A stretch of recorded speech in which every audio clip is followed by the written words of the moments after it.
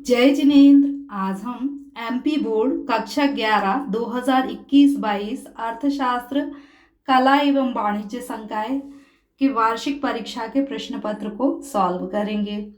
आंकड़ों को तालिका के रूप में प्रस्तुत करना सारणीयन कहलाता है। मानक विचलन की गणना के लिए माध्य जो है उससे गणना की जाती है। सहसंबंध गुणांक सदैव -1 और +1 के बीच में होता है। स्वतंत्रता के पूर्व संध्या पर भारतीय अर्थव्यवस्था स्थिर और अविकसित थी।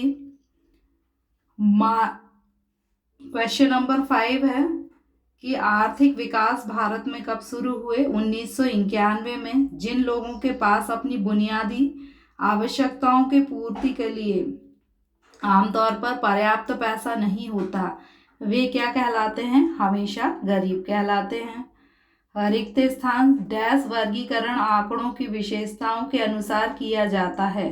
गुणात्मक वर्गीकरण कल्पित माध्य से को ए के द्वारा व्यक्त किया जाता है। बहुलक बराबर 3 मध्यिका -2 माध्य।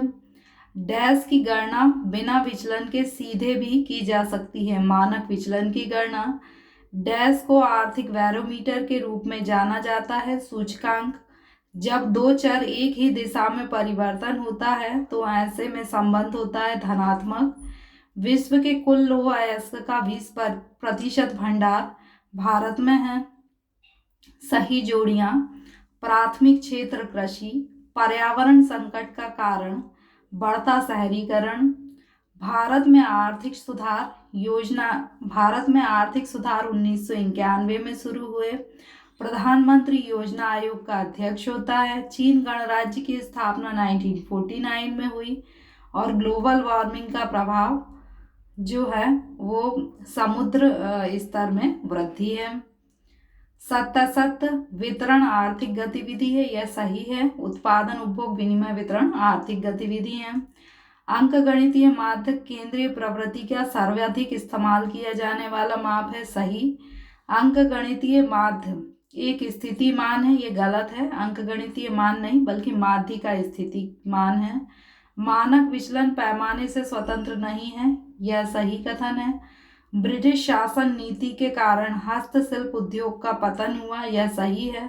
शिक्षा जीवन प्रत्याशा स्तर का सूचक है, जीवन प्रत्याशा का नहीं बल्कि मानव विकास सूचकांक का सूचक, इसलिए यह गलत है।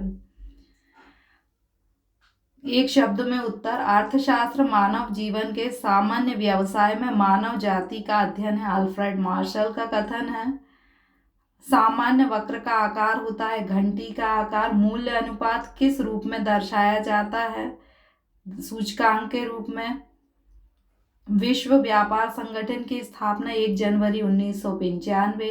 अप्रत्यक्ष कर का उदाहरण है सर्विस टैक्स, जीएसटी। अत्यधिक कुशल श्रमिकों का विदेश प्रवास कहलाता है अंतर्राष्ट्रीय प्रवासन। किसी देश की वास्तविक राष्ट्रीय आय में वृद्धि आर्थिक विकास कहलाती है। Thank you. पार्ट 2 में आपको क्वेश्चन के आंसर मिलेंगे।